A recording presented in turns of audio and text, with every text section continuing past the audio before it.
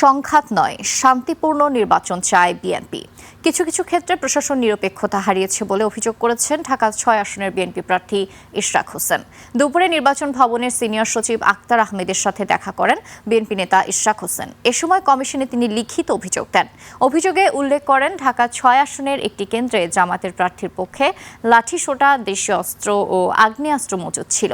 এই তথ্য জানার পর আইনানুগ ব্যবস্থা না নিয়ে সূত্রাপুর থানার ওসির সহায়তায় অস্ত্রগুলো গোপনে সরিয়ে নেওয়া হয়। ইশরাক বলেন, প্রশাসন আগের মতো নিরপেক্ষ নেই। আজকে আমরা এসেছি দুইটি কমপ্লেন নিয়ে। একটি হলো যে একটা কেন্দ্র, কসমোপলিটন স্কুল একটা কেন্দ্রে যদি এই অবস্থা হয় তাহলে তো সেই কেন্দ্র কিভাবে নির্বাচন আমরা করব সেটি একটা বড় প্রশ্ন রয়েছে। তো ইলেকশনটা কন্ডাক্ট হোক, কারণ ইলেকশনের দিনেই তো সব শেষ হয়ে গেল না, ইলেকশনের পরও তো সরকার গঠন হবে এবং এই ইলেকশনটা যদি প্রশ্নবিদ্ধ হয় তাহলে আমরা তো দেখেছি বিগত সময় প্রশ্নবিদ্ধ ইলেকশনের চূড়ান্ত ফলাফল কোথায় গিয়ে দাঁড়িয়েছে। তো অবশ্যই আমরা সেটা চাই না, কোনো সংঘাতের প্রশ্নই ওঠে না। বরঞ্চ দর্শক, নির্বাচনের আরো খবর জানতে নির্বাচন কমিশন থেকে আমরা যুক্ত হচ্ছি সহকর্মী মানিক শিকদারের সাথে। মানিক, নির্বাচন কমিশনের সবশেষ কি খবর আছে আপনার কাছে, দর্শকদের জানান।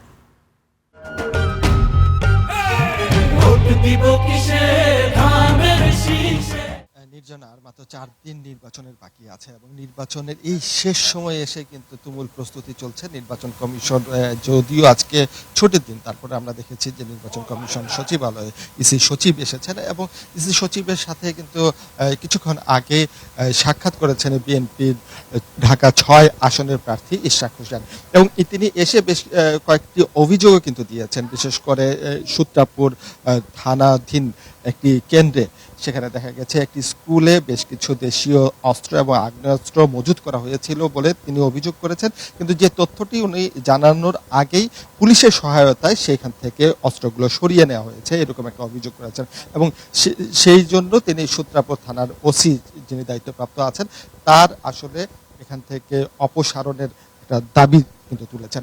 এছাড়া নির্বাচন কমিশনে আমরা দেখেছি যে বিভিন্ন দলের পক্ষ থেকে কিন্তু আচরণবিধি নিয়ে বেশ কিছু প্রশ্ন, বেশ কিছু আবেদন কিন্তু ইতিমধ্যে আসছে, অভিযোগ আসছে। সেই অভিযোগগুলো নির্বাচন কমিশন খতিয়ে দেখছে এবং সেই খতিয়ে দেখে তারা নানান রকম ব্যবস্থা গ্রহণ করছে।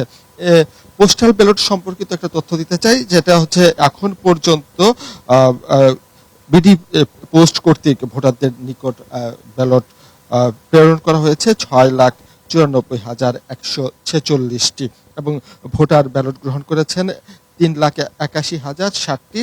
ভোটার কর্তৃক ভোটদান সম্পন্ন হয়েছে 3,21,695 এবং রিটার্নিং কর্মকর্তার কাছে জমা পড়েছে 83,982টি পোস্টাল ব্যালট ভোট। তো এই ছিল আমার কাছে এখানে থাকা সর্বশেষ তথ্য। আমরা ফিরে যাচ্ছি স্টুডিওতে। নির্জনা। মানিক, অসংখ্য ধন্যবাদ আপনাকে।